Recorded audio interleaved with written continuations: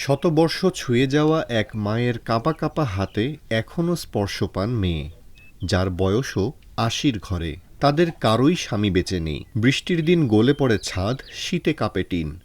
এমনই এক ভাঙা ঘর যেটাতে সময় থেমে আছে। বছর ঘুরে ঈদ আসে, ঈদ যায়, তবু পূরণ হয় না একটি ভালো ঘরের স্বপ্ন। বলছি নেত্রকোনার সীমান্তবর্তী দুর্গাপুর উপজেলার দুর্গাপুর ইউনিয়নের টিলাপাড়া গ্রামের মা কিতাবজান ও মেয়ে জামিনা খাতুনের কথা।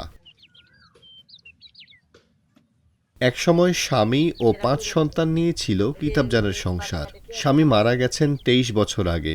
সন্তানদের মধ্যে কেউ বা অসুস্থ আর কেউ বা হতদরিদ্র।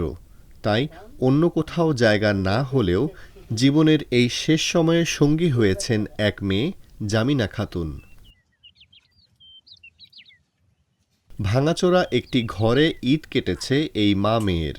ঈদের দিনটাও যেন আর ৫টা দিনের মতোই। শুধু সন্ধ্যার দিকে যখন এক মুঠো কোরবানির মাংস আসে, তখনই জ্বলে উঠেছিল রান্নার চুলা।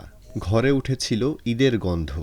মায়ের স্বপ্ন, জীবনে অন্তত একবার ঈদ কাটাতে চান ভালো একটি ঘরে। মানুষের দিছে আমার ছেলে রাঁধছে, রান্না দিয়ে মাঝে খাইছি। এই দিয়ে আমরা ঈদ বান্না করো কি আর কি নাই পয়সা নাই মানে বড় চিন্তা হয়ে হরবাম। এই তো শেষকালে যদি একটা বাড়া ঘর থাকতে মরি। মেয়ে নিজেও বয়সের ভারে অসুস্থ, তবুও রান্না করে খাবার তুলে দেন মায়ের মুখে। ঈদ করছি, এই যে জমা জমা রাঁধছি, এই যে মাংস রাঁধছিলাম। মা এই যে মার দে মারছে, মা দাও খাইতেছি। আমি এই যে সিঁড়ি ভাষা দে বস করতে পারি, এই যে খাইতেছি। এই যে খাইতেছি যে মাঝে হাতে না নাই নিজে যাইতে না। এদিকে মা মেয়ের এমন কষ্ট দেখে এগিয়ে আসেন প্রতিবেশীরা। ওই যে ঈদ আসছে, আমি নিজে আসছি, আইসে হাইরা উনারে একটু কুলেকে নিয়ে বস্তায় নিয়ে টান দিয়া সাইডে নিয়ে গুছু করাইছি, তেল দিয়া দিছি। মানে উনার আমার বাড়ি থেকে রান্না করে আনে উনারে খাওয়াইছি। উনাতেই তার একটু শান্তি আর কি।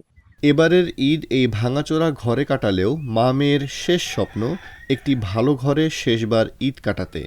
কে জানে, হয়তো সম্ভব হবে, হয়তো হবে না, কিন্তু তাদের ভালোবাসার বন্ধন যেন আকাশ ছুঁয়ে যায়।